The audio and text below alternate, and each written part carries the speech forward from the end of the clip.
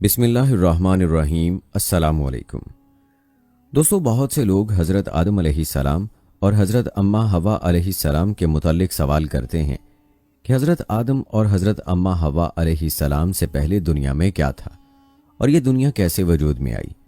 لہٰذا آج کے اس ویڈیو میں آپ کو بتائیں گے کہ حضرت آدم علیہ السلام سے بھی پہلے اس دنیا میں کون سے پیغمبر آئے تھے، یعنی حضرت آدم اور اماں حوا علیہ السلام سے پہلے دنیا میں کیا تھا اور یہ دنیا کیسے وجود میں آئی، اور حضرت آدم علیہ السلام جنت سے زمین پر کہاں اترے تھے۔ اور ہاں، جب حضرت آدم علیہ السلام زمین پر اترے تو حضرت آدم علیہ السلام کا پہلا کھانا اور لباس کیا تھا، یہ سب آپ کو بتائیں گے۔ بلکہ ویڈیو میں آپ یہ بھی جانیں گے کہ آدم علیہ السلام کی تخلیق مٹی سے کیوں ہوئی اور وہ مٹی کہاں سے لائی گئی تھی، اور حضرت آدم علیہ السلام نے دنیا میں زندگی کیسے گزاری، حضرت آدم علیہ السلام جنت سے کیا لے کر آئے تھے، اور اسی ویڈیو کے آخر میں آپ کو یہ بھی بتائیں گے کہ حضرت آدم علیہ السلام کی وفات کب اور کیسے ہوئی۔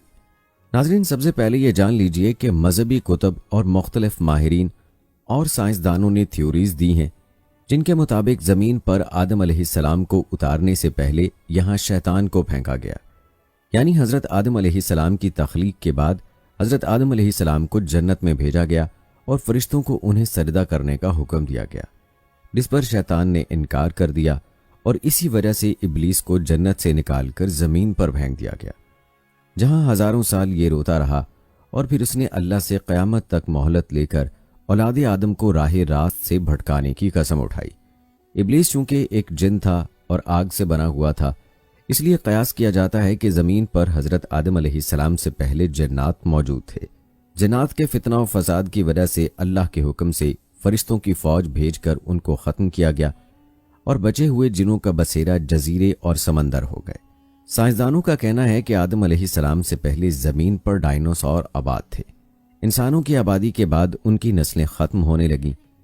کچھ ماہرین کے مطابق آدم علیہ السلام سے پہلے اس زمین پر انسانوں جیسی مخلوقات موجود تھیں، جن کی کچھ باقیات اور ڈھانچے ملے ہیں، جس پر یہ خیال کیا جاتا ہے کہ آدم علیہ السلام سے پہلے بھی زمین پر انسان موجود تھے، جو باقی امتوں کی طرح ختم ہو گئے یا کر دیے گئے۔ کچھ لوگوں کے مطابق زمین خلائی مخلوقات کا مرکز تھا۔ سورہ ہود کی آیت نمبر 27 میں بیان کیا گیا ہے، وہی ہے جس نے زمین اور آسمان کو 6 دن میں پیدا کیا اور اس وقت اس کا عرش پانی پر تھا۔ اس آیت کے مطابق حضرت آدم علیہ السلام سے پہلے زمین پر صرف پانی موجود تھا، کسی بھی مخلوق کی طرف اشارہ نہیں کیا گیا۔ اس سے متعلق حضور صلی اللہ علیہ وآلہ وسلم سے لوگوں نے سوال کیا کہ آسمانوں اور زمین کے پیدا کرنے سے پہلے کیا تھا، تو آپ صلی اللہ علیہ وآلہ وسلم نے ارشاد فرمایا کہ اللہ کے سوا کچھ بھی نہ تھا، نہ اس کے اوپر ہوا تھی نہ اس کے نیچے ہوا تھی، مطلب یہ کہ کچھ نہ تھا۔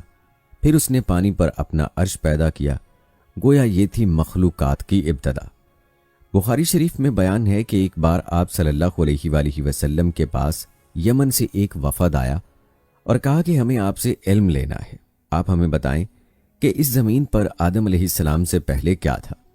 آپ صلی اللہ علیہ وآلہ وسلم نے فرمایا، کچھ نہیں، صرف اللہ تھا، اور عرش پانی پر تھا، اور لوح محفوظ میں قلم سے سب لکھ کر محفوظ کر دیا گیا تھا۔ آپ صلی اللہ علیہ وآلہ وسلم فرما رہے تھے کہ بلا شبہ اللہ نے سب سے پہلے قلم کو پیدا کیا، پھر اللہ نے اس کو حکم دیا کہ لکھ، چنانچہ وہ اسی وقت چل پڑا اور قیامت کے دن تک ہونے والی ہر چیز لکھی گئی۔ یہ اللہ تعالیٰ کا علم تھا جس کو قلم نے اس کے حکم کے مطابق لوح محفوظ پر لکھا۔ حضرت سیدنا عبداللہ بن عمر بن عاص رضی اللہ تعالیٰ عنہ روایت کرتے ہیں کہ میں نے سنا اللہ کے رسول صلی اللہ علیہ وآلہ وسلم فرما رہے تھے کہ اللہ نے آسمانوں اور زمین کی پیدائش سے 50,000 سال پہلے تمام مخلوقات کی تقدیروں کو لکھ دیا، اور اس وقت اس کا عرش پانی پر تھا۔ اس حدیث مبارکہ سے یہ بات واضح ہو گئی کہ سب سے پہلے پانی، پھر پانی پر عرش کی تخلیق ہوئی، پھر قلم کے فوراً بعد لوح محفوظ کو پیدا کیا گیا، جس پر سب کچھ جو قیامت تک ہونے والا تھا لکھ دیا گیا۔ پھر کائنات کی باقی مخلوقات، آسمان و زمین کی پیدائش وجود میں آتی ہے۔ حضرت ابو ہریرہ رضی اللہ تعالیٰ عنہ سے روایت ہے کہ جب نبی کریم صلی اللہ علیہ وآلہ وسلم سے دنیا میں چیزوں کے وجود میں آنے کی ترتیب پوچھی گئی تو انہوں نے میرا ہاتھ تھاما اور کہا کہ اللہ نے جب یہ دنیا بنائی تو ان کی ترتیب کچھ یوں تھی۔ ہفتے والے دن مٹی پیدا کی، اتوار کو پہاڑ، پیر کو درخت، منگل کو تکالیف، بیماریاں، مسائل، بدھ کو نور، جمعرات کو چوپائے اس زمین پر پھیلا دیے، اور جمعے کے مبارک دن عصر سے رات کے درمیان آدم علیہ السلام کو پیدا کیا۔ اس حدیث مبارکہ سے پتہ چلتا ہے کہ ابتدائی مخلوقات کی ترتیب کیا تھی۔ ان میں سب سے آخری نمبر حضرت آدم علیہ السلام کا تھا، جبکہ آدم علیہ السلام نسل انسانی میں سب سے پہلے اور تمام انسانوں کے باپ ہیں، جبکہ انسانوں سے پہلے فرشتے اور جن پیدا ہو چکے تھے۔ صاحب عقل مخلوقات میں سب سے پہلا نمبر فرشتوں کا، دوسرا نمبر جنوں کا اور آخری نمبر انسانوں کا ہے۔ فرشتوں کی تخلیق کے بعد جنوں کو بھی انسانوں سے پہلے پیدا کیا گیا تھا، جیسا کہ اللہ پاک سورہ الحجر آیت نمبر 27 میں ارشاد فرماتے ہیں، اور اس سے پہلے جنات کو ہم نے لو والی آگ سے پیدا کیا۔ جنات کے بارے میں حضرت عبداللہ ابن عباس رضی اللہ تعالی عنہ فرماتے ہیں کہ حضرت آدم علیہ السلام کی تخلیق سے 2000 سال پہلے جنات پیدا کیے گئے۔ وہ ہماری اس زمین پر آباد تھے، مگر آہستہ آہستہ وہ فتنہ فساد میں مبتلا ہوتے گئے، اور جب حد سے آگے بڑھ گئے اور ناحق خون بہانے لگے تو اللہ تعالیٰ نے ان کی طرف فرشتوں کا ایک عظیم لشکر بھیجا، جس سے جنات کے زبردست مارکہ آرائی ہوئی۔ اس مارکہ آرائی میں فرشتوں نے جنات کو تہس نہس کر دیا، اور وہ پناہ لینے کے لیے سمندر کے جزیروں، جنگلات اور پہاڑوں پر چلے گئے۔ ان کو زمین کے ہر حصے سے نکال دیا گیا، چنانچہ آج تک ان کے رہنے کی جگہ یہی جزیرے، جنگلات اور پہاڑ ہیں۔ اسی طرح یہ دنیا وجود میں آئی اور آدم زمین پر آیا، اور اس کے بعد انسانوں کی نسلیں چلیں۔ ناظرین، یہاں یہ بھی جان لیجئے کہ آدم علیہ السلام کی تخلیق مٹی سے کیوں ہوئی اور وہ مٹی کہاں سے لائی گئی۔ حضرت آدم علیہ السلام کی نہ ماں ہے نہ باپ، بلکہ اللہ تعالیٰ نے ان کو مٹی سے بنایا ہے۔ چنانچہ روایت ہے کہ جب اللہ نے آپ کو پیدا کرنے کا ارادہ فرمایا تو حضرت اسرائیل علیہ السلام کو حکم دیا کہ زمین سے ایک مٹھی مٹی لائیں۔ حکم خداوندی کے مطابق حضرت اسرائیل علیہ السلام نے آسمان سے اتر کر زمین سے ایک مٹھی مٹی اٹھائی تو پوری روئے زمین کی اوپری پرت چھلکے کی مانند اتر کر آپ کی مٹھی میں آ گئی، جس میں 60 رنگوں اور مختلف کیفیتوں والی مٹیاں تھیں، یعنی سفید و سیاہ اور سرخ و زرد رنگوں والی، اور نرم و سخت، شیریں و تلخ، نمکین و پھیکی وغیرہ کیفیتوں والی مٹیاں شامل تھیں۔ پھر اس مٹی کو مختلف پانیوں سے گوندھنے کا حکم فرمایا۔ چنانچہ ایک مدت کے بعد یہ چپکنے والی بن گئی، پھر ایک مدت تک یہ گوندی گئی تو کیچڑ کی طرح بودار گارا بن گئی، پھر یہ خشک ہو کر کھنکھناتی اور بجتی ہوئی مٹی بن گئی۔ پھر اس مٹی سے حضرت آدم علیہ السلام کا پتلا بنا کر جنت کے دروازے پر رکھ دیا گیا، جس کو دیکھ دیکھ کر فرشتوں کی جماعت تعجب کرتی تھی، کیونکہ فرشتوں نے ایسی شکل و صورت کی کوئی مخلوق کبھی دیکھی ہی نہیں تھی۔ پھر اللہ تعالیٰ نے اس پتلے میں روح کو داخل ہونے کا حکم فرمایا۔ چنانچہ روح داخل ہو کر جب آپ کے نتنوں میں پہنچی تو آپ کو چھینک آئی، اور جب روح زبان تک پہنچ گئی تو آپ نے الحمدللہ پڑھا، اور اللہ تعالیٰ نے فرمایا یرحمک اللہ، یعنی اللہ تعالیٰ تم پر رحمت فرمائے۔ اے ابو محمد یعنی آدم، میں نے تم کو اپنی حمد کے لیے بنایا ہے۔ پھر رفتہ رفتہ پورے بدن میں روح پہنچ گئی اور آپ زندہ ہو کر اٹھ کھڑے ہوئے۔ اللہ تعالیٰ نے حضرت آدم علیہ السلام کو 4 عظیم شرف اور مرتبے عطا فرمائے۔ نمبر 1، اپنے ہاتھ سے پیدا فرمایا۔ نمبر 2، روح پھونکی۔ نمبر 3، فرشتوں کو سجدہ کرنے کا حکم فرمایا۔ نمبر 4، اشیاء کے ناموں کے علم سے سرفراز فرمایا۔ دوستو، مذاہب کی قدیم کتابوں میں یہ بھی لکھا ہے کہ ابلیس یعنی شیطان جن تھا، اور اللہ تعالیٰ نے اس کی عبادات کے باعث اسے فرشتوں میں شامل کر لیا تھا اور اسے ان کا سردار بنا دیا تھا۔ اس کے بعد اس کی ریاضت کا سلسلہ جاری رہا۔ اس کائنات کا کوئی ایسا چپا یا کوئی ایسا ٹکڑا نہیں تھا جس پر ابلیس نے سجدہ نہ کیا ہو۔ یہ ان سجدوں اور ان ریاضتوں، ان عبادات کا نتیجہ تھا کہ اللہ تعالیٰ نے ابلیس کو فرشتوں کا سردار بنایا۔ لیکن پھر شیطان غرور کا شکار ہو گیا۔ اس نے مٹی کے پتلے یعنی آدم علیہ السلام کو سجدہ کرنے سے انکار کر دیا۔ جب اللہ تعالیٰ نے آدم علیہ السلام کو بنایا، مٹی سے بنایا، تو سب کو کہا کہ ان کو سجدہ کیا جائے، لیکن ابلیس کے اندر ایک غرور تھا۔ اس نے کہا کہ میں آگ سے بنا ہوں، یہ مٹی سے بنا ہے، میں اسے کیوں سجدہ کروں؟ اس نے سجدہ کرنے سے انکار کر دیا، اور یہاں سے خیر اور شر کی طاقتوں کے درمیان جنگ کا آغاز ہو گیا۔ قدیم صحائف نے لکھا ہے کہ جب شیطان کو حضرت آدم علیہ السلام کو سجدہ کرنے کا حکم دیا گیا تو اس نے حضرت آدم علیہ السلام پر حقارت سے تھوک دیا تھا۔ شیطان کا تھوک حضرت آدم علیہ السلام کے پیٹ پر گرا تھا، اور اس کے بعد اللہ تعالیٰ نے حضرت جبرائیل علیہ السلام کو تھوک والی مٹی نکالنے کا حکم دے دیا تھا۔ حضرت جبرائیل علیہ السلام نے یہ مٹی نکالی تو حضرت آدم علیہ السلام کے پیٹ پر ایک چھوٹا سا سوراخ بن گیا۔ یہ سوراخ ناف کی شکل میں آج بھی ہمارے پیٹ پر موجود ہے۔ اللہ تعالیٰ نے اس ناف کی مٹی سے جس پر شیطان نے تھوکا تھا اس سے کتے کو بنایا تھا۔ دوستو، کتے کی تخلیق کے متعلق دوسری روایت یہ بھی ملتی ہے کہ جب حضرت آدم علیہ السلام اور حضرت اماں حوا علیہ السلام کو اللہ تبارک و تعالیٰ نے زمین پر بھیجا تو شیطان نے زمینی درندوں کو ورغلایا کہ ان دونوں کو کھا جائے، تو تب اللہ تبارک و تعالیٰ نے کتے کو پیدا کیا، جس نے حضرت آدم علیہ السلام اور حضرت اماں حوا علیہ السلام کی ان درندوں سے حفاظت فرمائی۔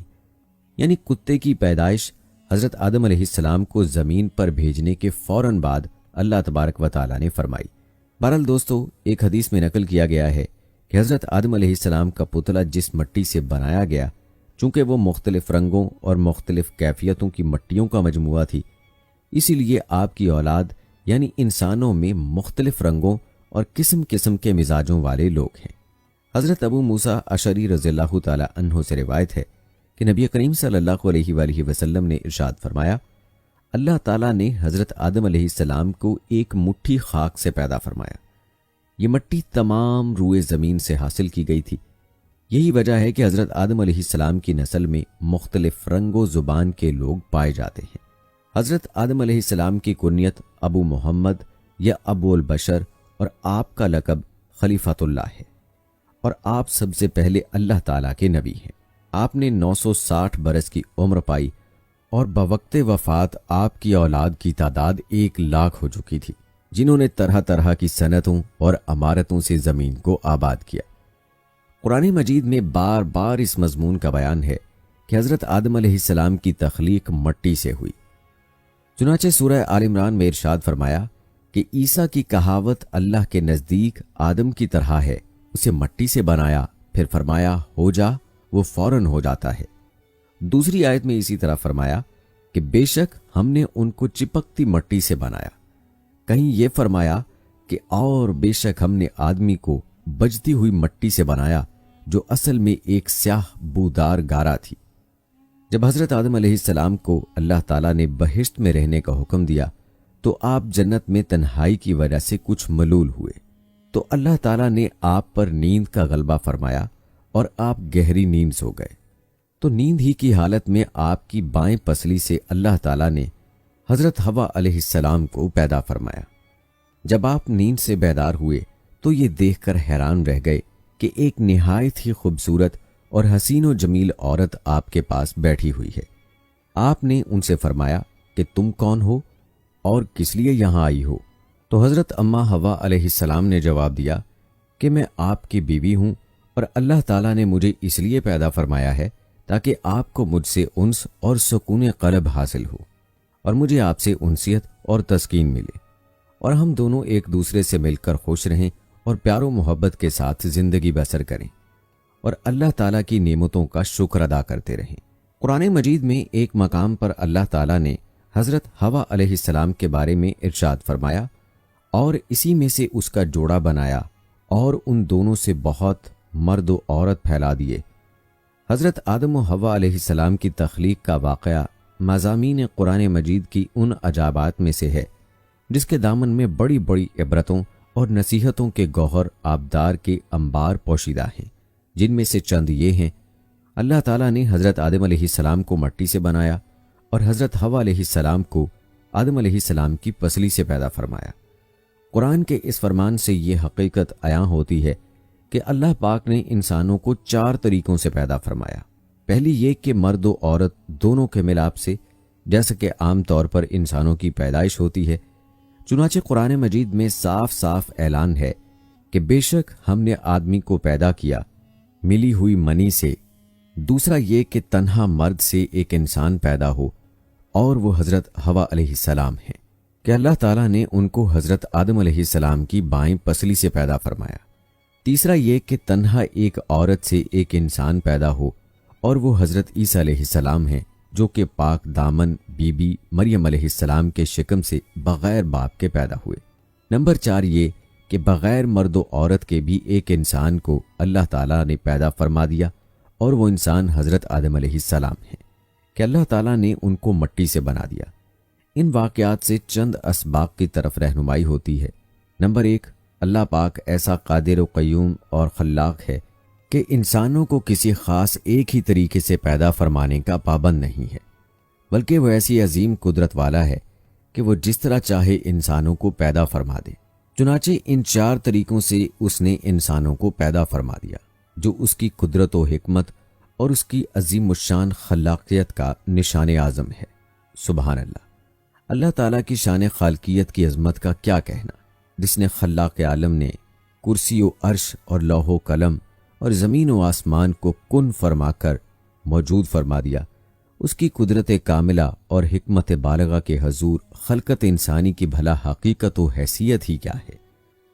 لیکن اس میں کوئی شک نہیں کہ تخلیق انسان اس قادر مطلق کا وہ تخلیقی شاہکار ہے کہ کائنات عالم میں اس کی کوئی مثال نہیں، کیونکہ وجود انسان عالم خلق کی تمام مخلوقات کے نمونوں کا ایک جامع مرقع ہے۔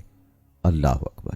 کیا خوب ارشاد فرمایا حضرت علی رضی اللہ تعالی عنہ نے کہ اے انسان، کیا تو یہ گمان کرتا ہے کہ تو ایک چھوٹا سا جسم ہے، حالانکہ تیری عظمت کا یہ حال ہے کہ تیرے اندر عالم اکبر سمٹا ہوا ہے۔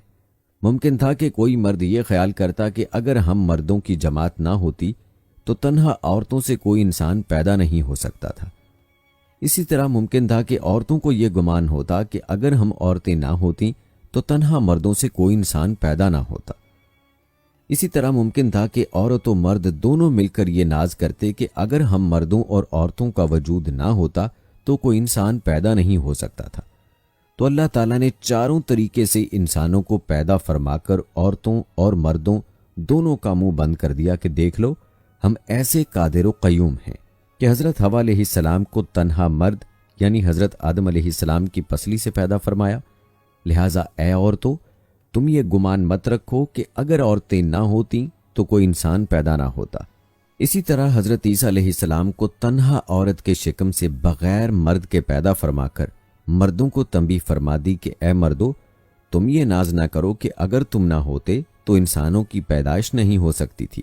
دیکھ لو، ہم نے حضرت عیسیٰ علیہ السلام کو تنہا عورت کے پیٹ سے بغیر مرد کے پیدا فرما دیا، اور حضرت آدم علیہ السلام کو بغیر مرد و عورت کے مٹی سے پیدا فرما کر عورتوں اور مردوں کا منہ بند فرما دیا کہ اے عورتوں اور مردوں، تم کبھی بھی اپنے دل میں خیال نہ لانا کہ اگر ہم دونوں نہ ہوتے تو انسانوں کی جماعت پیدا ہی نہیں ہو سکتی تھی۔ دیکھ لو، حضرت آدم علیہ السلام کے نہ باپ ہیں نہ ماں، بلکہ ہم نے ان کو مٹی سے پیدا فرما دیا۔ سبحان اللہ! سچ فرمایا اللہ تعالیٰ نے کہ اللہ ہر چیز کا بنانے والا ہے اور وہ اکیلا سب پر غالب ہے۔ وہ جس کو چاہے اور جیسے چاہے اور جب چاہے پیدا فرما دیتا ہے۔ اس کے افعال اور اس کی قدرت کسی اسباب و علل اور کسی خاص طور طریقوں کی بندشوں کے محتاج نہیں ہے۔ چنانچہ قرآن مجید میں اللہ تعالیٰ کا فرمان ہے کہ وہ جو چاہتا ہے کرتا ہے۔ ایک اور جگہ فرمایا، جس چیز اور جس کام کا وہ ارادہ فرماتا ہے اس کو کر ڈالتا ہے۔ نہ کوئی اس کی مشیت و ارادہ میں دخل اندازی ہو سکتی ہے، نہ کسی کو اس کے کسی کام میں چوں چراں کی مجال ہو سکتی ہے۔ اب دوستو یہ بھی جان لیجئے کہ حضرت آدم علیہ السلام کو پیدا ہوئے کتنے سال گزر چکے ہیں۔ حضرت آدم علیہ السلام اور حضرت محمد صلی اللہ علیہ وآلہ وسلم کے بیچ کا وقفہ کیا تھا؟ حضرت نوح علیہ السلام اور حضرت موسیٰ علیہ السلام کے درمیان وقفہ کیا تھا؟ تو دوستو یہ بات نہ قرآن میں موجود ہے اور نہ ہی کسی صحیح حدیث سے ثابت ہے۔ البتہ اس بارے میں بعض تاریخی روایات ملتی ہیں۔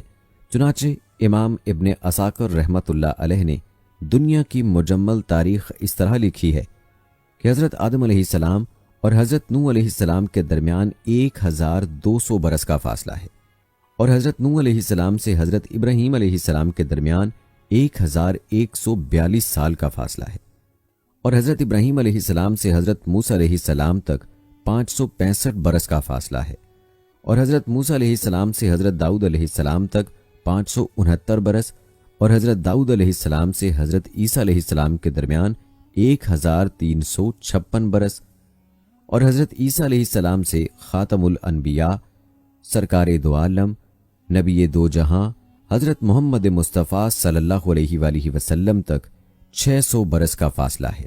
جہاں تک ان انبیاء کی حیات رہنے کا تعلق ہے تو حضرت آدم علیہ السلام 960 برس، حضرت نوح علیہ السلام 950 برس، حضرت ابراہیم علیہ السلام 200 برس، حضرت داؤد علیہ السلام 100 برس، حضرت عیسیٰ علیہ السلام 33 برس، اور آپ صلی اللہ علیہ وآلہ وسلم 63 سال تک حیات رہے۔ لہٰذا اس حساب کے مطابق حضرت آدم علیہ السلام کے دنیا میں تشریف لانے سے لے کر اب تقریباً 9288 سال گزر چکے ہیں۔ اب آپ صلی اللہ علیہ وآلہ وسلم اور حضرت آدم علیہ السلام کے بیچ کا درمیانی وقفہ تقریباً 6835 سال ہے، اور حضرت نوح علیہ السلام اور حضرت موسیٰ علیہ السلام کے درمیان کا وقفہ 1907 سال کا ہے۔ دوستو، یہاں یہ بات بھی جان لیجئے کہ حضرت آدم علیہ السلام جنت سے کہاں اترے تھے۔ اس بارے میں تفسیر در منشور میں ہے کہ حضرت آدم علیہ السلام مکہ اور طائف کے درمیان موجود دجنہ نامی علاقے میں اترے تھے۔ بعض کا کہنا ہے کہ آدم علیہ السلام صفا پہاڑی پر اترے تھے۔ حکم الہی میں کوتاہی کی وجہ سے حضرت آدم علیہ السلام کے جنت سے نکلنے کا وقت آیا، تب آپ علیہ السلام نے حضرت حوا علیہ السلام کا ہاتھ تھام کر کہا، چلو اب غربت اور بے کسی کا وقت آن پہنچا۔ اس وقت حضرت جبرائیل علیہ السلام نے آ کر کہا کہ تم دونوں الگ ہو جاؤ، کیونکہ یہی اللہ تعالیٰ کا حکم ہے کہ تم دونوں کو دنیا میں مختلف مقامات پر اتارنا ہے۔ یہ سنتے ہی حضرت آدم علیہ السلام نے حضرت حوا علیہ السلام کا ہاتھ چھوڑ دیا۔ پھر حضرت آدم علیہ السلام کو سرندیپ سری لنکا میں اور حضرت حوا علیہ السلام کو جدہ کے قریب اتارا گیا، اور شیطان کو حضرت آدم علیہ السلام اور حضرت حوا علیہ السلام کے اتارنے سے پہلے ہی ایلا میں اتار دیا گیا تھا۔ اس وقت کے اعتبار سے جدہ اور سرندیپ کے درمیان تقریباً 2100 میل کا فاصلہ تھا۔ حضرت آدم علیہ السلام کی جنتی زبان عربی تھی، لیکن وہ ان کو بھلا دی گئی۔ اس کے عوض آپ علیہ السلام کو سریانی زبان عطا کی گئی۔ بعد ازاں جب آپ کی توبہ قبول کر لی گئی تو پھر عربی زبان عطا کر دی گئی۔ پھر جب آدم علیہ السلام حکم الہی پر حج کے لیے تشریف لے گئے تو آپ علیہ السلام کی ملاقات مزدلفہ کے مقام پر اماں حوا علیہ السلام سے ہوئی۔ اس وجہ سے مزدلفہ کے معنی قربت والی جگہ بنتا ہے۔ جدہ سعودی عرب کا سب سے بڑا شہر ہے۔ حضرت عبداللہ ابن عمر رضی اللہ تعالی عنہ فرماتے ہیں، اللہ تعالیٰ نے حضرت آدم علیہ السلام کو ہندوستان میں اتارا، پھر آپ علیہ السلام مکہ تشریف لے گئے، وہاں سے شام تشریف لے گئے اور وہیں انتقال فرمایا۔ اسی طرح رسول اللہ صلی اللہ علیہ وآلہ وسلم نے ارشاد فرمایا، حضرت آدم علیہ السلام ہندوستان میں اترے تھے۔ ابن عساکر نے ایک روایت نقل کی ہے، حضرت آدم علیہ السلام جب زمین پر بھیجے گئے تو انہیں ہندوستان میں اتارا گیا۔ تاریخی اعتبار سے دیکھا جائے تو ہندوستان کے علاقہ سیلیون کے جزیرے سرندیپ میں بوز نامی پہاڑی پر آدم علیہ السلام کے قدموں کے نشان ملتے ہیں۔ بعد میں یہ پہاڑ سری لنکا کے حصے میں آ چکا ہے، جسے تاریخی روایات کے مطابق حضرت آدم علیہ السلام کے نقش پا سے منسوب کیا جاتا ہے۔ اسی مناسبت سے اس پہاڑی کو آدم کی چوٹی یا کوہ آدم کا نام دیا جاتا ہے۔ اس پہاڑ کو سرندیپ بھی کہا جاتا ہے۔ کوہ آدم کی پہاڑی سری لنکا کی دوسری بڑی چوٹی ہے۔ 7300 فٹ یہ بلند چوٹی سری لنکا کے دارالحکومت کولمبو سے 220 کلومیٹر کے فاصلے پر ہے۔ سری لنکا کے ضلع رتنا پور میں واقع اس چوٹی تک پہنچنے کے لیے کولمبو سے کینڈی اور پھر ڈلہوزی آنا پڑتا ہے۔ ڈلہوزی شہر کے قریب سے یہ پہاڑی شروع ہوتی ہے۔ کوہ آدم پر چڑھنے کے لیے موزوں وقت رات کا ہے۔ رات کو 11-12 بجے کے درمیان سیاحوں کی اکثریت سفر شروع کرتی ہے۔ پہاڑ کی چوٹی تک پہنچنے کے لیے تقریباً 4.5 گھنٹے مسلسل سفر کرنا پڑتا ہے۔ پہاڑ کو کاٹ کر 7500 سیڑھیاں بنائی گئی ہیں۔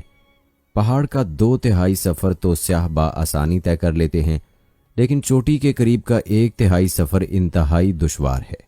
یہاں سے آگے کے سفر میں پہاڑ کی عمودی سطح پر بنائی گئی ان سیڑھیوں کے دونوں جانب لگی سٹیل کی ریلنگ پکڑ کر ہی اوپر چڑھا جا سکتا ہے۔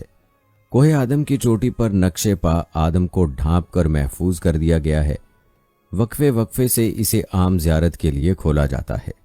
ज़ायरीन की बड़ी तादाद बुत मत के मुकर्ररा असूलों की पासदारी करते हुए ज़ियारत करती है। ये नक्श एक सख्त स्याह पत्थर में है। इस गड्ढे में दाएं पांव का नक्श है जो तकरीबन 5 फीट लंबा और 2 फुट चौड़ा है। इस पांव के नक्श की लंबाई और चौड़ाई से किसी भी इंसान के जिस्म के कद का अंदाज़ा 35 फीट लगाया गया है। कोहे आदम पर वाक़े नक्शे पा के मकाम तक पहुंचने के लिए कई आराम गाहें बनाई गई हैं। पहाड़ की बुलंदी से दरिया का मंजर भी इंतहाई खूबसूरत है। तुलुए आफताब का मंजर ताबनाक है। सूरज की किरणों में आसमान के बदलते रंग इंतहाई खुशकुन नजर आते हैं। ज़ायरीन अपने अपने अकीदे के मुताबिक फजर और तुलुए आफताब के वक्त यहाँ इबादत करते हैं। बुद्ध मत के पैरोकार तुलुए आफताब के वक्त साधु साधु का विर्द करते हैं। मुसलमानों के नज़दीक ये नक्शे पा हज़रत आदम अलैहिस्सलाम का है। बुद्ध मत के मुताबिक ये निशान बुद्धा का है और हिंदुओं के धर्म के मुताबिक ये नक्श शिवाजी का है। बुद्ध मज़हब की सबसे पुरानी किताब महावंश में भी इसी कदम का जिक्र है। अप्रैल के महीने में ज़ायरीन की बड़ी तादाद यहाँ आती है। मकामी ज़ुबान में इस पहाड़ी को सिरीपाड़ा कहा जाता है। तारीखी हवाले बताते हैं कि सिकंदर आज़म और इब्ने बतूता ने भी ज़ियारत के लिए यहाँ का सफ़र किया। इब्ने बतूता ने अपने सफ़रनामे में इसका जिक्र इंतहाई दिलचस्प पैराए में किया है। उसका बयान है कि मैंने जजीरा सैलान यानी श्रीलंका आने के बाद सैलान के राजा से कहा कि मैं कदम शरीफ की ज़ियारत करना चाहता हूँ। श्रीलंका के राजा हुक्मरान ने मेरे सफ़र का एहतमाम किया। सैलान में आदम को बाबा और हवा को मामा कहते हैं। राजा ने मुझे एक डोला दिया और कई गुलाम दिए जो मुझे डोले में बिठाकर ले गए। राजा ने 4 जोगी भी मेरे साथ कर दिए। ये जोगी रास्ते से खूब वाकिफ थे। इसके अलावा 3 ब्राह्मण और 10 अहलकारों के अलावा 15 आदमी भी मेरा सामान उठाने के लिए साथ कर दिए। पानी इस रास्ते में बकसरत है। पहले दिन हम एक दरिया पार पहुंचे और बेद की छड़ियों से बनी हुई कश्ती में इस दरिया को अबूर किया। वहां से हम मनार मुंडली पहुंचे। वहां एक गार है जिसको गार नारंज कहते हैं और एक दूसरा गार है उसको राजा का गार कहते हैं। इसके पास पहाड़ का दरवाज़ा है जिसको जबले सरंदीब कहते हैं। जब हम वहां पर गए तो बादल हमसे नीचे थे। इब्ने बतूता के मुताबिक कोहे आदम तक रसाई के लिए ज़ायर जिस रास्ते से गुजरकर चोटी तक पहुंचता है उसे रास्ते में ऐसे खुशनुमा दरख्त मिलते हैं जिनके पत्ते कभी नहीं झड़ते। पहाड़ी सुर्ख गुलाब का फूल हथेली के बराबर होता है। लोगों का गुमान है कि इस फूल में अल्लाह और मोहम्मद सल्लल्लाहु अलैहि वसल्लम का नाम कलम कुदरत से लिखा हुआ होता है। इसके पास पहाड़ का दरवाज़ा है जिसको जबले सरंदीब कहते हैं। ये पहाड़ दुनिया के बुलंद पहाड़ों में से है। इस पहाड़ के जरिए कदम तक जाने के 2 रास्ते हैं। एक को बाबा का रास्ता कहते हैं और दूसरे को मामा का यानी आदम और हवा के रास्ते। मामा का रास्ता आसान है। इस रास्ते से ज़ायरीन वापस आते हैं और अगर कोई मामा के रास्ते से जाए तो समझते हैं कि इसने ज़ियारत ही नहीं की। बाबा का रास्ता बड़ा दुश्वार गुजार है और इस पर चढ़ना निहायत मुश्किल है। इस खतरनाक ढलवान दार रास्ते पर ज़ायरीन की सहूलत के लिए पहाड़ तराश कर सीढ़ियाँ खुदवाई गई हैं। इन सीढ़ियों पर चढ़ने वालों को गिरने से बचाने के लिए लोहे की मेखें गाड़ कर जंजीरें लटकाई गई हैं। ये 10 जंजीरें हैं। 10वीं जंजीर को जंजीर शहादत कहते हैं। इस जंजीर के पास जब मुसाफिर पहुंचता है और वो पहाड़ से नीचे की तरफ देखता है तो उसके होश उड़ जाते हैं। इस जंजीर ही के पास एक गार है जिसे सिकंदर आज़म की गार से मंसूब किया जाता है। इस गार के साथ एक चश्मा भी है। इस चश्मे में मछलियां बकसरत हैं लेकिन इनको पकड़ना आसान नहीं। चश्मे से 7 मील के फासले पर गार खिज़र है। यह गार हज़रत खिज़र अलैहिस्सलाम से मंसूब है। इस गार से 2 मील ऊपर कदम का निशान है। ये कदम बाबा आदम के पांव का नक्श बताया जाता है। ये नक्श एक सख्त स्याह पत्थर में है। इब्ने बतूता के मुताबिक कोहे आदम की चोटी तक पहुंचने के लिए 9 मील चढ़ाई चढ़नी पड़ती है। 6 मील चढ़ाई के बाद असली चोटी नजर नहीं आती। यहाँ ज़मीन और समंदर का नज़ारा काबिल दीद है। इब्ने बतूता के मुताबिक यहाँ अहले चीन भी ज़ियारत के लिए आते हैं। यहाँ के लोगों का कहना है चीन के ज़ायरीन पाँव के अंगूठे के निशान का पत्थर तोड़ कर ले गए और इसे चीन के शहर जैतून के एक मंदिर में जा रखा। इस नक्श की ज़ियारत के लिए अहले चीन इस मंदिर में आते हैं। कदम के पास पत्थर में 9 गड्ढे खुदे हुए हैं। हिंदू ज़ाहिर इसमें सोना, याकूत और मोती और दूसरे जवाहिर डाल देते हैं।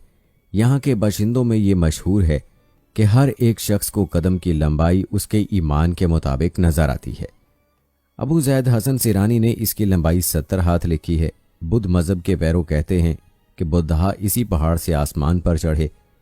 कुरान मजीद में या हदीस में इस कदम के बाबत कोई सनद नहीं है। मौरख लिखते हैं कि हज़रत आदम अलैहिस्सलाम सरनदीप में एक पहाड़ पर, जिसको नोवो कहते हैं, उतारे गए। अम्मा हवा जद्दा में, सांप समनान में और शैतान अस्फहान में। ये जगह अब बुद्ध मज़हब के पैरोकारों के ज़ेरे इंतज़ाम है। बुद्ध मत मानने वाले इसे सिरी पद कहते हैं, यानी कदम शरीफ कहते हैं। यहाँ आपको ये भी बता दें कि जब हज़रत आदम अलैहिस्सलाम ज़मीन पर उतरे तो हज़रत आदम अलैहिस्सलाम का पहला खाना और लिबास क्या था। तो दोस्तों, रिवायत में यूं बयान हुआ है कि हज़रत आदम अलैहिस्सलाम 100 साल या 60 साल जन्नत में रहे। इस अरसे में दोनों पर जन्नत के किसी भी हिस्से में जाने पर पाबंदी न थी सिवाय शजरे ममनुआ के। शैतान अब उन दोनों का खुला दुश्मन था और अपनी सज़ा का बदला लेने के लिए बेकरार भी। इसकी शदीद ख्वाहिश थी कि ये अल्लाह के हुक्म के खिलाफ वर्जी करें। फिर शैतान ने उन दोनों के दिलों में वसवसा डाला ताकि उनकी शर्मगाहें, जो एक दूसरे से पोशीदा थीं, बेपर्दा हो जाएं। उसने उन्हें कहा, तुम्हारे रब ने तुम दोनों को इस दरख्त से इसलिए मना फरमाया कि कहीं ये फल खाकर तुम दोनों फरिश्ते ना हो जाओ या कहीं हमेशा जिंदा रहने वालों में से ना हो जाओ। शैतान की इन बातों ने हज़रत हवा अलैहिस्सलाम को सोचने पर मजबूर कर दिया और फिर शैतान की मुसलसल और तवातुर के साथ साजिशें रंग लाईं और उसने हज़रत हवा अलैहिस्सलाम को फल खाने पर राज़ी कर लिया। एक दिन हज़रत हवा अलैहिस्सलाम ने हज़रत आदम अलैहिस्सलाम से कहा कि हम इस शजरे ममनुआ का ज़रा सा हिस्सा तो खाकर देखें, आखिर वो क्या राज है जो अल्लाह ने इसे खाने से मना फरमाया है। दोनों ने फल को पूरे तौर पर चखा भी ना था कि उनकी सतरगाहें एक दूसरे पर आया हो गईं, जिस पर दोनों बदहवासी और परेशानी में जन्नत के दरख्तों के पत्ते तोड़ तोड़ कर अपना बदन छुपाने लगे। अल्लाह ने दोनों को पुकारा और फरमाया, क्या मैंने तुमको मना नहीं किया था कि इस दरख्त का फल ना खाना और शैतान के वरगलाने में ना आना? ये तुम्हारा खुला दुश्मन है। दोनों ने जब अल्लाह की पुकार सुनी तो मारे खौफ इलाही के कांप उठे। निहायत लाचारगी और आजिज़ी से अपनी खता पर नादम व शर्मिंदा होते हुए बारगाह खुदाबंदी में अर्ज किया, ऐ हमारे रब, हम दोनों से बहुत बड़ी गलती हो गई है। अब अगर आपने हम पर रहम व करम ना किया और माफ़ ना फरमाया तो हम तबाह बर्बाद हो जाएंगे। अल्लाह ताला ने फरमाया कि अब तुम दोनों एक ख़ास मुद्दत तक ज़मीन ही पर रहोगे, जहां तुम एक दूसरे के दुश्मन होगे और वहां ही मरना है और उसी में से फिर पैदा होना है। तो दोनों को ज़मीन की तरफ रवाना कर दिया गया। रिवायत में है कि हज़रत आदम अलैहिस्सलाम को हिंद, हज़रत हवा अलैहिस्सलाम को जद्दा और इब्लीस को बसरा से चंद मील के फासले पर दमस्तिमान के मकाम पर उतारा गया। हज़रत सादी रहमहुल्लाह अलैह फरमाते हैं कि जब हज़रत आदम अलैहिस्सलाम जन्नत से हिंद में उतरे तो उनके पास हजरे अस्वद था और जन्नत के दरख्तों के पत्ते की एक मुट्ठी भी थी। फिर हज़रत आदम अलैहिस्सलाम ने उन पत्तों को ज़मीन पर फैला दिया और ये खुशबूदार दरख्त उन पत्तों ही की पैदावार हैं। हज़रत आदम अलैहिस्सलाम ज़मीन पर आने के बाद निहायत शर्मसार और अफसुर्दा थे। फिर हज़रत हवा अलैहिस्सलाम से अलहदगी ने भी सख्त परेशानी में मुब्तला कर दिया। रिवायत में है कि आप एक तवील अरसे तक अल्लाह के हजूर गिड़गिड़ाते, फरियाद करते और आंसू बहाते रहे, यहाँ तक कि अल्लाह ताला को उनकी इस गिरिया उजारी पर रहम आ गया। और फिर एक दिन हज़रत जिब्राईल अलैहिस्सलाम ने हज़रत आदम अलैहिस्सलाम के पास आकर उन्हें अल्लाह की जानिब से मुआफ़ी की नवीद सुनाई। हज़रत आदम अलैहिस्सलाम खुशी से सरशार बारगाह खुदाबंदी में सरबसजूद होकर शुक्र बजा लाए। फिर हज़रत जिब्राईल अलैहिस्सलाम उन्हें लेकर मक्का आए, जहाँ हज़रत आदम अलैहिस्सलाम ने काबा शरीफ की बुनियाद रखी और हजर अस्वद को काबा की दीवार पर नस्ब फरमाया। फिर उसके गिर्द तवाफ़ किया। तवाफ़ से फारिग होकर हज़रत जिब्राईल अलैहिस्सलाम उन्हें जबल अरफात पर ले गए, जहाँ हज़रत हवा अलैहिस्सलाम तशरीफ़ फरमा थीं। लेकिन तवील अरसे की जुदाई और हालात ने बहुत से जिस्मानी तग़य्युरात पैदा कर दिए थे, चुनाचे दोनों एक दूसरे को पहचान ना पाए, जिस पर हज़रत जिब्राईल अलैहिस्सलाम ने दोनों का तारुफ करवाया। हज़रत उमर रज़ियल्लाहु ताला अन्हो से मरवी है कि नबी करीम सल्लल्लाहु अलैहि वसल्लम ने फरमाया कि जब हज़रत आदम अलैहिस्सलाम से लग़ज़िश हो गई تو انہوں نے اللہ کی بارگاہ میں عرض کیا، اے میرے پروردگار، میں آپ سے محمد صلی اللہ علیہ وآلہ وسلم کے وسیلے سے سوال کرتا ہوں کہ آپ میری مغفرت فرما دیں۔ اللہ رب العزت نے فرمایا، تو نے محمد کو کیسے جان لیا جبکہ میں نے ان کو اب تک پیدا نہیں فرمایا؟ حضرت آدم علیہ السلام نے عرض کیا، اے پروردگار، جب آپ نے مجھے اپنے ہاتھوں سے پیدا فرمایا اور مجھ میں جان ڈالی، پھر میں نے اپنا سر اٹھایا تو عرش پر لکھا دیکھا، لا الہ الا اللہ محمد الرسول اللہ۔ تو میں نے جان لیا کہ جس ذات کا نام آپ نے اپنے نام کے ساتھ میں لایا ہے، اس سے بڑھ کر آپ کے نزدیک اور کوئی محبوب نہیں ہو سکتا۔ تو اللہ نے فرمایا، اے آدم، تو نے سچ کہا، وہ میرے نزدیک سب سے محبوب ہیں، اور جب تو نے ان کے وسیلے سے مجھ سے مانگ لیا تو پس میں نے تیری بخشش کر دی، اور اگر محمد صلی اللہ علیہ وآلہ وسلم نہ ہوتے تو میں آپ کو بھی پیدا نہ کرتا۔ دوستو، اب آتے ہیں اس بات کی طرف کہ جو آج کی ویڈیو کا مقصد ہے، کہ دنیا میں حضرت آدم علیہ السلام سے بھی پہلے کون سی ایک پیغمبر کا تذکرہ ملتا ہے۔ تو جان لیجئے کہ حضرت آدم علیہ السلام سے بھی پہلے ایک پیغمبر کو اللہ نے جنات میں بھیجا تھا۔ دوستو، جن اللہ کی مخلوق ہیں جنہیں انسان کی پیدائش سے بھی قبل پیدا کیا گیا تھا، بعض محققین اور تاریخ دان لکھتے ہیں کہ جنات کو آدم علیہ السلام کی تخلیق سے بھی 2000 سال قبل تخلیق کیا گیا تھا۔ قرآن مجید میں اس کا ذکر اس طرح سے آیا ہے، اور ہم نے انسان کو کھنکتے ہوئے گارے سے پیدا کیا ہے اور جنوں کو اس سے بھی پہلے بے دھوئیں کی آگ سے پیدا کیا۔ سورہ الحجر آیت نمبر 26 اور 27۔ اسی طرح اللہ تعالیٰ نے قرآن پاک کی سورہ رحمان کی آیت نمبر 14 میں فرمایا، اس نے انسان کو بجنے والی مٹی سے پیدا کیا اور جنات کو آگ کے شعلے سے پیدا کیا۔ ابن کثیر ان آیات کی تفسیر میں لکھتے ہیں کہ سلسال خشک مٹی اور جس میں آواز ہو، فخار آگ میں پکی ہوئی مٹی کو ٹھیکری کہتے ہیں۔ مارج سے مراد سب سے پہلا جن ہے جسے ابو الجن کہا جا سکتا ہے، جیسے حضرت آدم علیہ السلام کو ابو العدم کہا جاتا ہے۔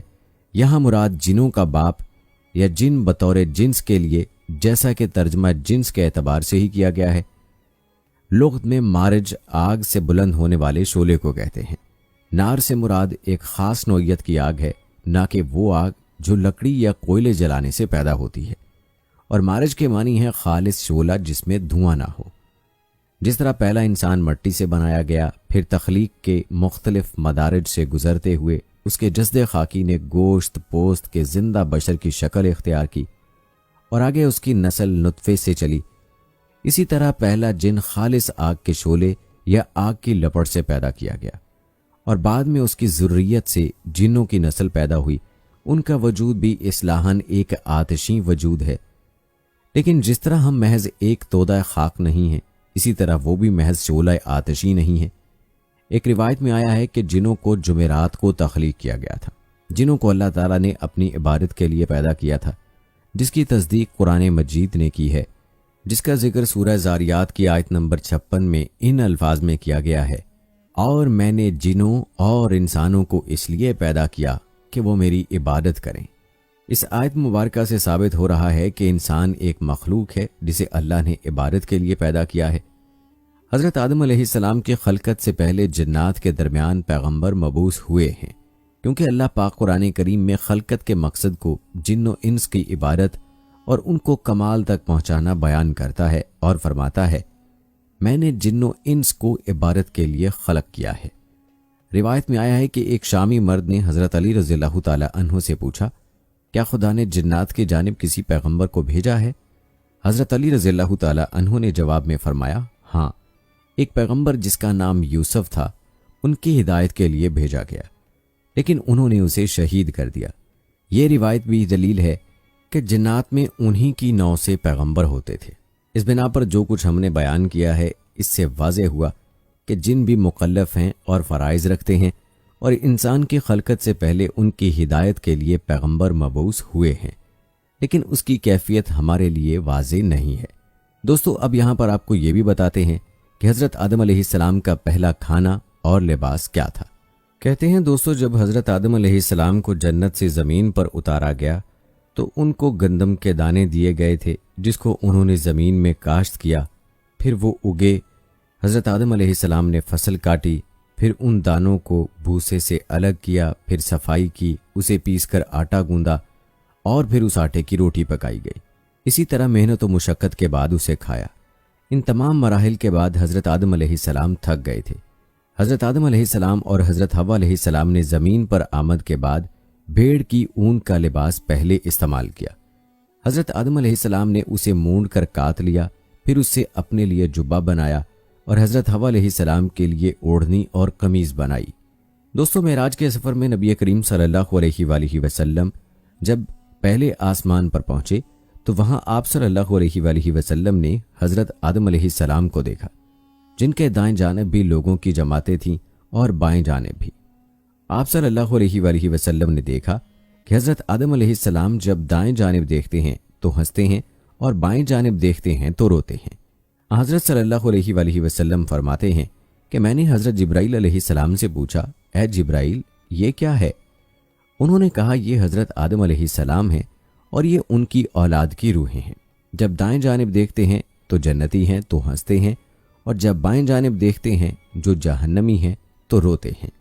اس کے ساتھ ہی دوستو یہاں یہ بھی جان لیجئے کہ حضرت آدم علیہ السلام نے زمین پر آ کر سب سے پہلے کس چیز کی خواہش کی؟ تو دوستو آپ کو بتاتے چلیں کہ حضرت آدم علیہ السلام جب جنت سے زمین پر تشریف لے آئے تو اللہ تعالیٰ کی بارگاہ میں عرض کیا کہ خدایا، میں یہاں نہ تو ملائکہ کی تسبیح و عبادت کی آواز سن سکتا ہوں، نہ ہی کوئی عبادت خانہ نظر آتا ہے جیسا کہ آسمان میں بیت المعمور دیکھتا تھا جس کے ارد گرد ملائکہ طواف کرتے تھے۔ اس پر اللہ پاک کا حکم آیا کہ جاؤ، جہاں پر ہم نشان بتائیں وہاں پر ایک کعبۃ اللہ بنا دو اور اس کے ارد گرد طواف بھی کر لو، اس کی طرف نماز بھی ادا کر لو۔ جبرائیل علیہ السلام ان کی رہبری کے لیے ان کے ساتھ چل پڑے اور انہیں اس مقام پر لے آئے جہاں سے زمین بنی تھی، یعنی جس جگہ جھاگ بنی تھی، اور پھر وہی جھاگ پھیل کر پوری زمین بنی۔ حضرت جبرائیل علیہ السلام نے اپنا پر مار کر 7ویں زمین تک بنیاد رکھ دی، جس کو ملائکہ نے 5 پہاڑوں کے پتھروں سے بھرا: کوہ طور، کوہ لبنان، کوہ جودی، کوہ طور زیتا اور کوہ ہرا۔ بنیاد بھرنے کے بعد نشان کے لیے چاروں طرف کی دیواریں بھی اٹھا دیں۔ اس طرف حضرت آدم علیہ السلام بھی نماز پڑھتے رہے اور طواف بھی کرتے رہے۔ طوفان نوح تک کعبہ اسی حالت میں رہا۔ طوفان کے وقت وہ عمارت آسمان پر اٹھا لی گئی اور وہ جگہ ایک اور اونچے ٹیلے کی صورت میں رہ گئی، مگر لوگ پھر بھی برکت کے لیے یہاں آتے تھے اور آ کر دعائیں مانگتے تھے۔ پھر حضرت ابراہیم علیہ السلام کے زمانے تک کعبہ اسی حالت میں رہا۔ جب حضرت اسماعیل علیہ السلام اور حضرت حاجر علیہ السلام یہاں آ کر رہے اور یہاں کچھ آبادی ہو گئی تو حضرت حاجر علیہ السلام کے انتقال کے بعد حضرت ابراہیم علیہ السلام کو حکم ہوا کہ حضرت اسماعیل علیہ السلام کو ساتھ لے کر خانہ کعبہ کی عمارت تعمیر کریں۔ اس کی نشانی اس طرح کی گئی کہ ایک بادل کا ٹکڑا بھیجا گیا تاکہ اس کے سائے سے کعبہ کی حد مقرر کی جائے۔ حضرت جبرائیل علیہ السلام نے اس سائے کی مدد سے خط کھینچا اور حضرت ابراہیم علیہ السلام نے اس خط پر اس قدر کھدائی کی کہ بنیاد آدم نمودار ہو گئی۔ پھر اس پر عمارت بنائی گئی۔ اس کی بلندی 9 ہاتھ تھی اور رکن اسود سے رکن شامی تک دیوار کی لمبائی 33 ہاتھ اور رکن شامی سے رکن غربی تک 22 ہاتھ، رکن یمانی سے رکن اسود تک 20 ہاتھ تھی۔ اسی طرح خانہ کعبہ کی عمارت مستطیل کی شکل میں بنی۔ حضرت ابراہیم علیہ السلام نے خانہ کعبہ کے اندر ایک تغار سا بنایا تاکہ کعبہ کے لیے جو نذرانے اور تحفے آئیں وہ اس میں رکھے جا سکیں۔ اس کے دروازے 2 تھے، ایک داخل ہونے کے لیے اور ایک نکلنے کے لیے۔ کعبہ بنانے والے حضرت ابراہیم علیہ السلام تھے اور ان کو گارا اور پتھر اٹھا کر دینے والے حضرت اسماعیل علیہ السلام تھے۔ اس دفعہ اس کی تعمیر کے لیے 3 پہاڑوں کے پتھر لائے گئے۔ بعد میں اس عمارت میں کچھ تبدیلیاں بھی کی گئیں۔ اس کی اونچائی مزید بڑھائی گئی، دروازہ بھی 2 کی بجائے 1 کیا گیا۔ دوستو، اللہ تعالیٰ نے حضرت آدم علیہ السلام کی اولاد کو عزت و کرامت سے سرفراز فرمایا، بحر و بر میں ان کی نقل و حرکت کے لیے سواریاں مہیا کیں اور ان کے لیے پاکیزہ کھانوں کا انتظام فرمایا اور اپنی بہت سی مخلوقات پر برتری عطا فرمائی۔ آدم علیہ السلام کی اولاد بہت ہوئی، ان میں سے 2 نے ایک مرتبہ اللہ کی راہ میں قربانی پیش کی۔ اللہ نے ایک کی قربانی قبول فرمائی، دوسرے کی نہیں۔ جس کی قربانی قبول نہیں ہوئی اپنے بھائی سے کہنے لگا، میں تجھے ضرور قتل کروں گا۔ بھائی نے جواب دیا کہ اللہ تعالیٰ تم متقی لوگوں کی قربانی قبول فرماتا ہے، تم میں تقوی نہیں ہے۔ اس لیے تمہاری قربانی قبول نہیں ہوئی، اس میں میرا کیا قصور ہے؟ بالآخر اس نے اپنے بھائی کو قتل کیا۔ قتل کرنے کے بعد سمجھ میں نہیں آیا کہ اپنے بھائی کی لاش کا کیا کرے۔ اللہ تعالیٰ نے ایک کوا بھیجا جو زمین پر اتر کر زمین کو کریدنے لگا۔ قاتل بھائی نے کوے سے سیکھا کہ کس طرح اپنے بھائی کی لاش کو چھپائے، پھر اپنے اس فعل پر بہت نادم ہوا اور افسوس کیا۔ قاتل کا نام قابیل تھا، مقتول کا نام حابیل تھا۔ قابیل پہلا شخص ہے جس نے بنی آدم میں قتل کو جاری کیا۔ آدم علیہ السلام بہت روئے اس قتل پر اور افسوس کیا۔ آدم علیہ السلام کی عمر اللہ تعالیٰ نے 1000 سال رکھی تھی۔ آدم علیہ السلام نے 40 سال اپنی عمر میں سے داؤد علیہ السلام کو ہبہ کیے تھے۔ بہرحال اللہ تعالیٰ نے آدم علیہ السلام کی عمر 1000 سال کر دی اور داؤد علیہ السلام کی عمر 100 سال کر دی۔ حابیل کے مرنے کے بعد اللہ تعالیٰ نے آدم علیہ السلام کو ایک بیٹا دیا۔ انہوں نے ان کا نام شیس علیہ السلام رکھا اور اپنی وفات سے پہلے شیس علیہ السلام کو وصیت کی۔ جب فرشتوں نے آدم علیہ السلام کی روح قبض کر لی، فرشتے اپنے ساتھ کفن اور خوشبو لے کر آئے۔ پھر فرشتوں نے انہیں غسل دیا، کفن پہنایا اور نماز جنازہ پڑھی، قبر کھودی اور لحد میں دفن کیا۔ پھر کہا، اے بنی آدم، یہ ہے تکفین و تدفین وغیرہ کا طریقہ۔ آدم علیہ السلام کا انتقال جمعے کے روز ہوا۔ دفن کی جگہ نامعلوم ہے۔ آدم علیہ السلام کے انتقال کے بعد سیدہ حوا علیہ السلام کا بھی انتقال ہو گیا۔ آدم علیہ السلام کا قد 60 ہاتھ تھا۔ حضرت ابو ہریرہ رضی اللہ تعالی عنہ روایت کرتے ہیں کہ نبی کریم صلی اللہ علیہ وآلہ وسلم نے فرمایا، موسیٰ علیہ السلام نے آدم علیہ السلام سے بحث کی کہ آپ نے لوگوں کو اپنی غلطی یعنی گناہ کے سبب سے جنت سے نکلوایا اور انہیں بدبخت بنایا۔ آدم علیہ السلام نے فرمایا، اے موسیٰ علیہ السلام، اللہ تعالیٰ نے آپ کو رسالت اور کلام کے لیے چنا اور آپ مجھے ایک ایسے معاملے میں ملامت کر رہے ہیں جو اللہ تعالیٰ نے میری تخلیق سے قبل لکھ دیا تھا۔ رسول اللہ صلی اللہ علیہ وآلہ وسلم نے فرمایا، آدم علیہ السلام دلیل کے ذریعے موسیٰ علیہ السلام پر غالب آ گئے۔ اور جی ہاں دوستو، آخر میں حضرت آدم علیہ السلام کی وفات کب اور کیسے ہوئی، اس حوالے سے بھی آپ کو آگاہ کر دیں کہ جب حضرت آدم علیہ السلام حابیل کی موت کی وجہ سے بے قرار رہتے تھے، تب اللہ پاک نے حضرت جبرائیل علیہ السلام کو ان کی تسلی کے لیے بھیجا۔ انہوں نے حضرت آدم علیہ السلام کو بحکم خداوندی بتایا، اللہ ان کو ایک فرزند عنایت کرے گا جس کی نسل سے پیغمبر پیدا ہوں گے۔ حضرت شیس علیہ السلام چنانچہ حابیل کے مرنے کے 5 سال بعد حضرت آدم علیہ السلام کے ہاں فرزند پیدا ہوا جس کا نام شیس رکھا۔ اس کا مطلب ہے اللہ کا دیا ہوا تحفہ۔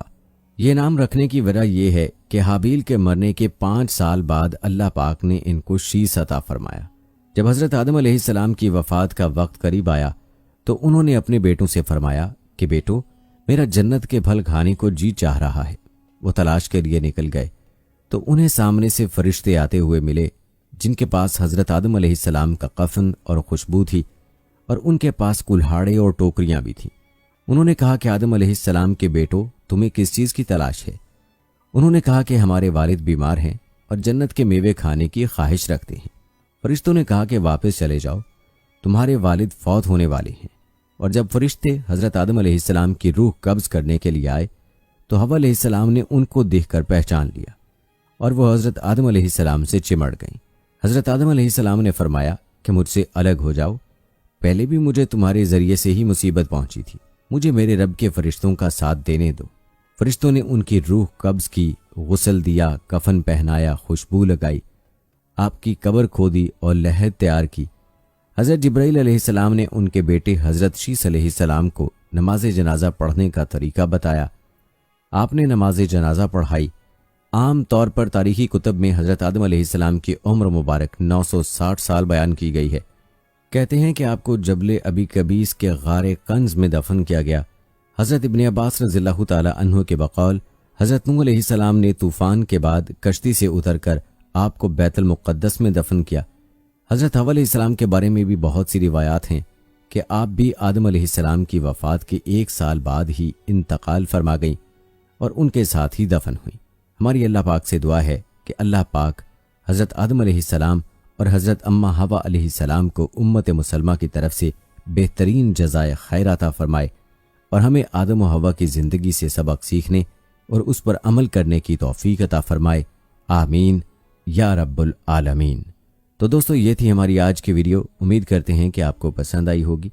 आज की इस वीडियो के मुतालिक अपनी राय का इजहार कमेंट बॉक्स में लाजमी कीजिएगा। मिलते हैं अगली वीडियो में, तब तक के लिए मुझे इजाज़त दें। फ़ी अमानिल्लाह।